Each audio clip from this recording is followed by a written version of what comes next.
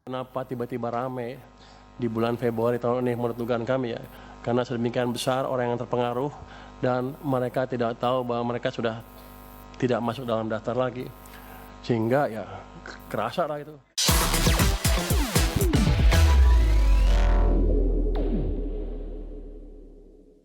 Terima kasih Anda masih bergabung sama kami. Bersama Menteri Keuangan Purbaya Yudi Sadewa mengaku heran protes masyarakat terkait dengan program jaminan kesehatan nasional mencuat saat pemerintah mengalokasikan anggaran kesehatan yang sangat besar dalam APBN 2026.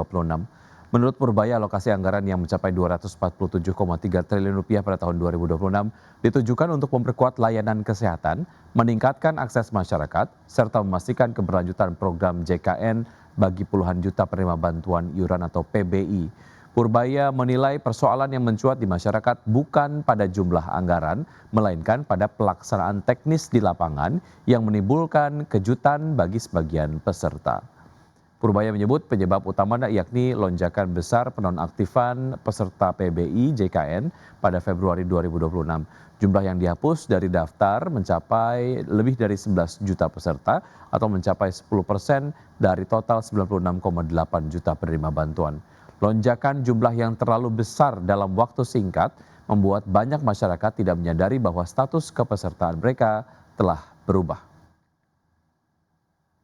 Kenapa tiba-tiba rame di bulan Februari tahun ini menurut dugaan kami ya, karena sedemikian besar orang yang terpengaruh dan mereka tidak tahu bahwa mereka sudah tidak masuk dalam daftar lagi, sehingga ya kerasa lah itu.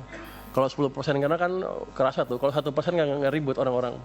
Begitu 10, hampir yang sakit tuh hampir semuanya kena tuh, dugaan saya ya.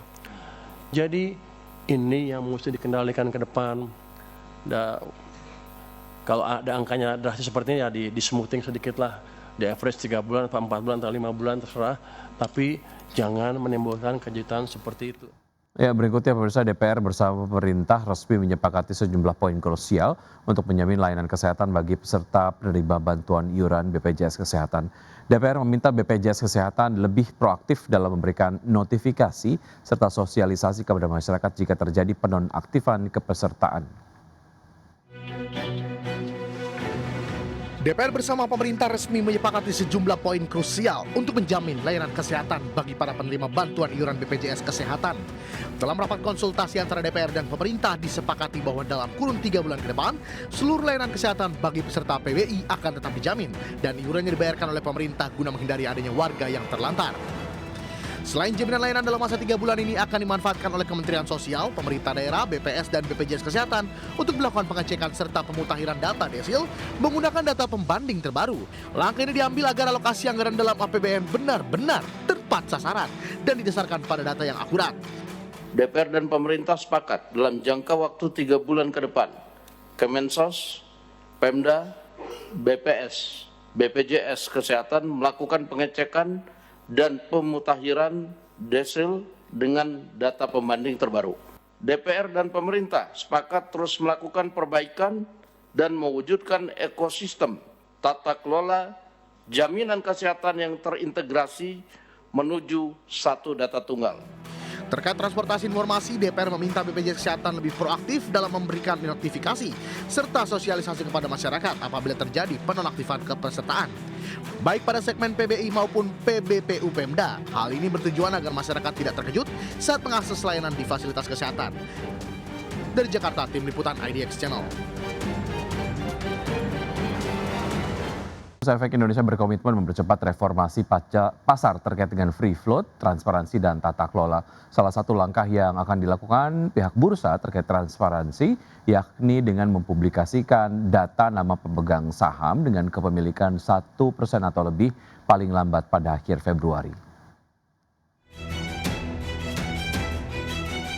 Otoritas Bursa Indonesia berpacu menyelesaikan berbagai kekhawatiran yang disampaikan penyedia indeks global MSCI sebelum April dengan mempercepat reformasi di bidang free float, transparansi, dan tata kelola pasar demi menjaga statusnya sebagai pasar berkembang.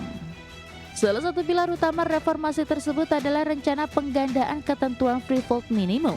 Bursa Efek Indonesia pada Senin menyatakan akan menaikkan ambang batas free float minimum emiten dari 7,5% menjadi 15% pada akhir Maret, mengakhiri rezim yang telah berlaku sejak 2014. Direktur Utama BEI sementara Jeffrey Hendrik menyatakan bahwa calon emiten juga akan diwajibkan memenuhi standar tata kelola yang lebih tinggi sejak proses pencatatan saham. Untuk meningkatkan transparansi, BEI berkomitmen mempublikasikan data nama pemegang saham dengan kepemilikan 1% atau lebih di situs resmi BEI paling lambat akhir Februari. Langkah ini diharapkan memberi visibilitas yang lebih jelas bagi investor terkait struktur kepemilikan dan potensi afiliasi. Dorongan reformasi ini menyusul tinjauan MSCI pada akhir Januari yang menyoroti masih rendahnya tingkat free float, tingginya konsentrasi kepemilikan, serta keterbatasan transparansi di pasar saham Indonesia. Isu-isu tersebut dinilai dapat mengancam klasifikasi Indonesia dalam MSCI Emerging Market Index. Apabila kemajuan reformasi dinilai tidak memadai hingga Mei, Indonesia beresiko kehilangan status pasar berkembang. Kondisi tersebut berpotensi menekan valuasi saham, meningkatkan biaya pendanaan emiten, serta melemahkan kepercayaan investor terhadap ekonomi terbesar di Asia Tenggara. Berbagai sumber, IDX Channel. Harga emas melonjak sekitar 2% pada peragaan di hari Senin didorong pelemahan dolar Amerika Serikat di tengah sikap hati-hati investor menjelang serangkaian rilis data ekonomi Amerika Serikat yang dinilai penting untuk menentukan arah kebijakan moneter The Fed. Harga emas spot melesat 1,9% menjadi $5.056 per ons, melanjutkan rally sekitar 4% yang terjadi pada hari Jumat. Sementara itu harga emas berjangka Amerika Serikat untuk kontrak pengiriman April ditutup melambung 2% ke posisi $5.079 per ons, atau adapun dolar Amerika Serikat melemah 0,8% ke level terendah dalam lebih dari satu pekan. Dan analis mengatakan pergerakan utama harga emas saat ini dipicu depresiasi dolar, ekspektasi terhadap data ekonomi yang lebih lemah, khususnya di sektor tenaga kerja, juga mendorong minat investor terhadap aset lindung nilai.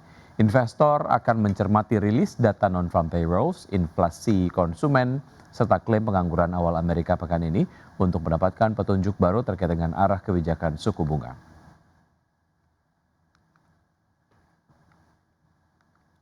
Ya, terima kasih Anda masih bergabung bersama kami. Bersama Lembaga Pemeringkat Moody's Ratings menurunkan outlook sejumlah emiten Indonesia menjadi negatif. Langkah terbaru Moody's ini menyusul penegasan peringkat Baa2 untuk Indonesia dengan perubahan outlook menjadi negatif dari stabil.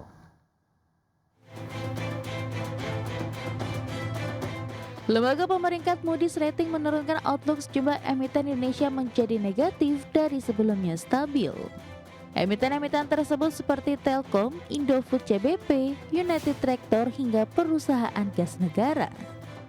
Dalam keterangannya, Moody's merevisi outlook menjadi negatif dari sebelumnya stabil terhadap sejumlah emiten di Indonesia, menyusul penegasan peringkat Baa2 untuk Indonesia dengan perubahan outlook menjadi negatif dari stabil.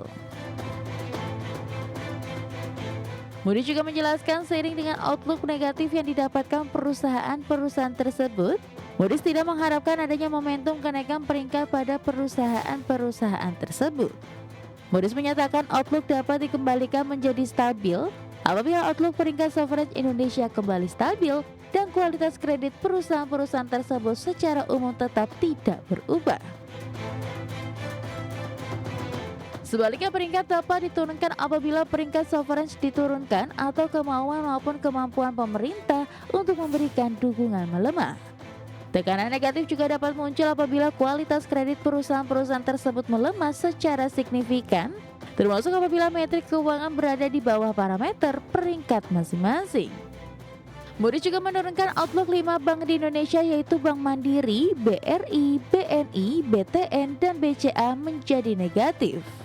Sejumlah outlook dari perusahaan BUMN juga dipangkas menjadi negatif seperti PT Telekomunikasi Seluler atau Telkomsel, PT Pertamina Persero, PT Pertamina Hulu Energi, dan Mineral Industri Indonesia atau Main ID.